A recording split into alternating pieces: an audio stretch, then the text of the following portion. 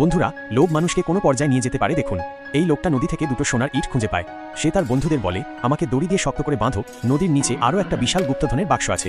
বন্ধুরা তাকে দড়ি দিয়ে নিচে নামিয়ে দেয়। সে নিচে গিয়ে একটা ভারী বাক্সের সাথে দড়ি বেঁধে দেয় এবং তার বন্ধুরা মিলে সেটাকে টেনে ওপরে তোলে। কিন্তু তখনই শুরু হয় আসল খেলা।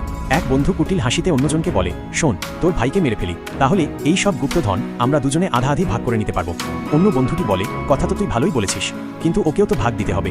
তার চেয়ে ভালো হয় ও যখন নদী থেকে ওপরে আসবে তখনই ওকে শেষ করে দেব। ছেলেটি নদী থেকে উঠে এসে অবাক হয়ে জিজ্ঞেস করে, সোনার ইট দুটো কোথায়? তখন সেই বেইমান বন্ধুটি বলে, ওগুলো আমরা নিজেদের মধ্যে ভাগ করে নিয়েছি। আর ঠিক তখনই তার নিজের ভাই তাকে ধাক্কা দিয়ে নদীতে ফেলে দেয়। এরপর তারা সেই গুপ্তধনের বাক্স নিয়ে অন্য এক নির্জন জায়গায় চলে আসে। ভাইটি বলে, এই সম্পদের জন্য আমি আমার নিজের ভাইকে মেরে ফেললাম, এখন চল এটা ভাগ করি। কিন্তু লোভের শেষ নেই। সেই অন্য লোকটি তখন এই ভাইকেও পেছন থেকে মেরে ফেলে এবং একা সব নিয়ে চম্পট দেয়।